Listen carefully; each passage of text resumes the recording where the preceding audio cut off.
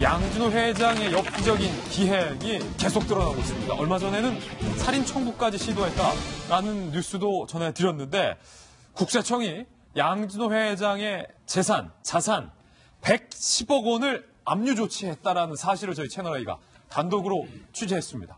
국세청 잘했어요. 어떤 걸 압류했는지 함께 보시죠. 좀 더 해도 될 것 같아요. 압류를. 110억 원 압류. 왜냐면 돈이 워낙 많으니까. 그런데 그 재산이 범죄 행위로 형성됐다면 110억뿐만 아니라 1,100억이 됐어도 국세청이 압류해야죠. 잘했어요, 국세청. 먼저 분당 자택 압류됐어요. 강원 홍천군 별장 압류됐어요. 양진호 회장이 갖고 있는 고가 미술품들들 쭉 압류됐어요. 계열사 7곳의 계좌 수십 개 갖고 있는 것 이거 다 압류됐어요. 국가 세수가 늘어난 거죠. 그런데 여기서 압류된 것 중에 하나인 이 강원도 홍천군 별장 같은 곳은 이게 박정화 대표님 지난번 양진호 회장이 직원들 데리고 워크숍을 갔던 곳이 바로 저 강원 홍천군 별장인데 그래서 그 일본도로 막 생닭 잡던 데가 그 홍천 별장입니다. 그리고 그 지금 사실은 국세청이 열심히 찾아가지고 110억 원을 압류를 했다고는 합니다만 이게 다는 아니라고 해요.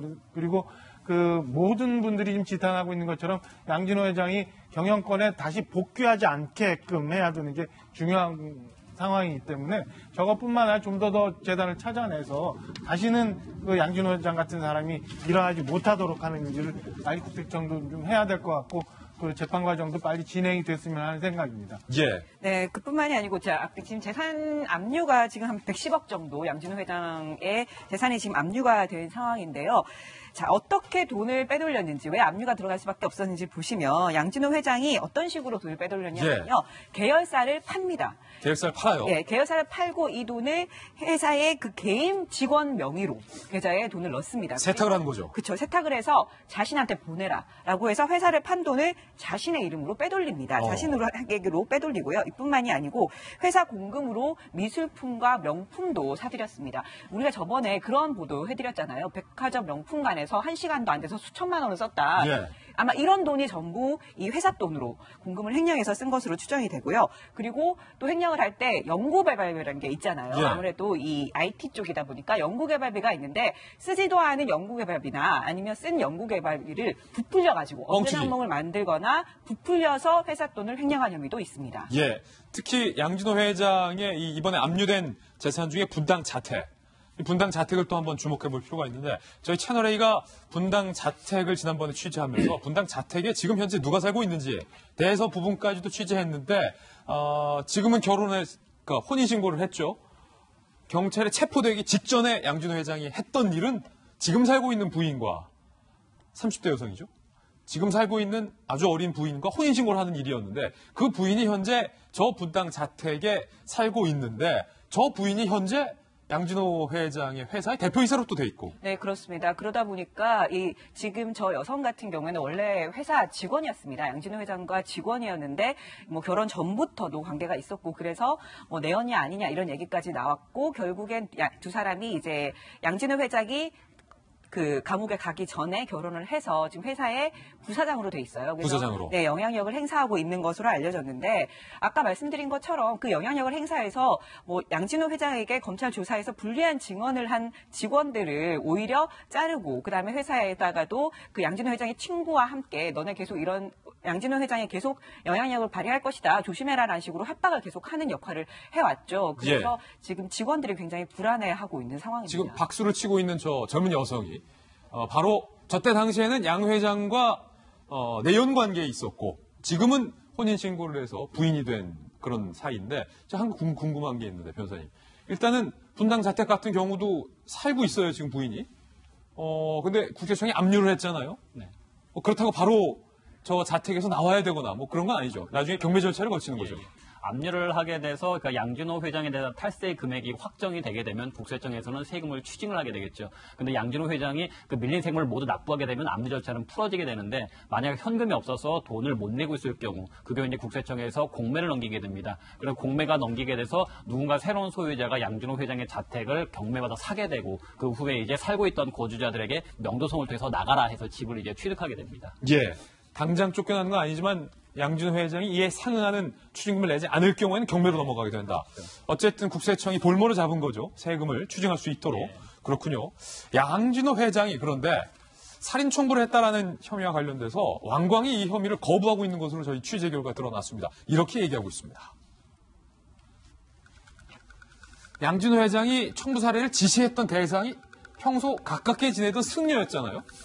그러면서 3천만 원을 승려에게 건네주면서 어디를 어떻게 찔러라 라고 정확하게 이야기를 했는데 그 혐의를 부인하면서 했던 핑계가 지금 조사에서 3천만 원은 그냥 시주다. 청부살이 절대 아닙니다. 그리고 내가 돌려받지도 않았다. 그냥 준 시주다. 이렇게 얘기하고 있는데 김배영 박사님 저 3천만 원을 받은 승려가 우리가 잘 알고 있는 승려라면서요. 네, 얼마 전에 이 위디스크에 있는 직원들에 대해서 손톱, 혈흔 등을 모아서 영혼재산을 지냈던 스님이기도 하고요.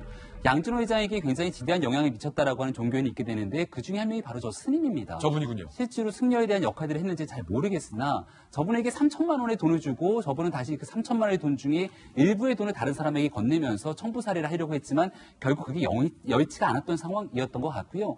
하지만 그럼에도 불구하고 명확하게 양준호 회장의 손윗동서에 어디 부위를 찌르라고 하면서 살인을 청부했던 정황들이 드러났기 때문에 경찰은 이에 대해서 입건한 상황입니다. 분명하게 살인에 대한 예비 음모까지는 볼 수 있는 것이 아니냐라고 볼 수 있는 거고요.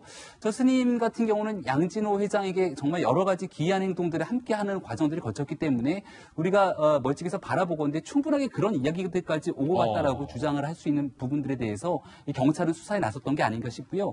이제는 검찰의 몫으로 남았기 때문에 양진호 회장은 일단은 지금 이 모든 혐의들을 완강하게 부인하고 있는 상황이거든요. 예. 특히나 변호사 같은 경우도 얼마 전에 양진호 회장을 변호했던 모든 변호인이 사임하게 되면서 새로운 변호사를 선임할 때까지는 일단은 증언을 거부하겠다라고 얘기를 하고 있는데 검찰에서 분명히 이거는 지금까지 나왔던 것은 완전히 결이 다른 얘기입니다. 예. 누군가 사람의 목숨을 앗아갈 수 있는 것이고 얼마 전에 이 과거 민주당의 서울시의 한 시의원이 실제로 살인을 청부하고 그 청부된 살인들이 일어나서 정말로 우리 사회를 깜짝 놀라게 했던 일들이 왕왕 발생하고 있는 일이거든요. 따라서 양진호 회장이 이와 같은 기이한 행동을 벌이게 됐던 배경의 진실이 무엇인지를 검찰에서 면밀하게 밝혀야 될 것으로 보입니다. 조사 거부까지 지금 하고 있다. 네, 지금 저 승려 같은 경우에는 그 양진호 회장이 그 대통령이 될 사람이라고 자기 스스로 생각했다고 하잖아요. 왕이 될 자. 예, 왕이 될 자다라고 하면서 넙죽 절을 했던 바로 그 승려입니다. 자, 이 승려 같은 경우에는 도대체 어떤 승려길래 이렇게 양진호 회장이 믿고 이렇게 살인 청부까지 했는지 좀 의문스러우실 텐데요. 이 승려는 조계종과 같은 그런 종파에 소속된 승려는 아닙니다. 아, 정식 종파 아니다. 네, 정식 종파에 소속된 승려는 아니고요. 또 술도 마셨던 것 같아요. 양진호 회장과 주고받은 메시지를 보면 양진호 회장에게 술을 주셔서 감사하다. 예. 네, 이렇게 또 메시지를 주고받은 흔적도 있습니다. 그렇군요. 그러면 술도 마셨던 것 같고요. 실제로는 어떤 절에도 소속돼 있던 게 아니고 여의도에 국회 근처에 있는 곳에서 사무실을 열고 점과 관상을 봐주는 일을 했다고 합니다. 아, 국회 사무실을 열고 근처에 점과 관상까지 봐주고. 네, 그런 역할을 하는 그런 이제 승려였는데 양진호 회장을 만나면서 이런 일을 하게 된 거죠. 청부살인의 그 바로 대상이 손윗동서인데 손윗동서죠. 그 이유는 뭐냐면 좀 전에 우리 재산 이렇게 빼돌리기 하면서 최근에 결혼한 그 지금 현재 부사장 말고 원래 부인과 이혼하는 과정에 손윗동서가 양진호 회장의 부인, 당시 부인을 굉장히 많이 도왔다는 거 아니에요? 변호사도 소개시켜주고 뭐 여러 가지 법적 조언도 해주고 단순히 이혼하는데 도움을 줬다는 이유로 저렇게 무자비하게 청부살인을 획작할 정도로 아주 극악한 사람이었습니다. 예, 지금 모든 혐의에 대해서 거부하고 있고 특히 조사까지 현재 거부하고 있는 상황이기 때문에 참 황당합니다. 어느 누구가 검경 조사를 거부할 수 있는 국민이 있을까? 얼마나 지금까지 수사당국이 양준호 회장이 보기에 우습게 보였으면 조사까지 거부하고 있는지 기가 찰 노릇인데 이럴 때일수록 검찰이 세게 강도 높게 원칙대로 수사를 해야겠습니다. 양준호 회장과 관련된 뉴스 보도해드렸습니다.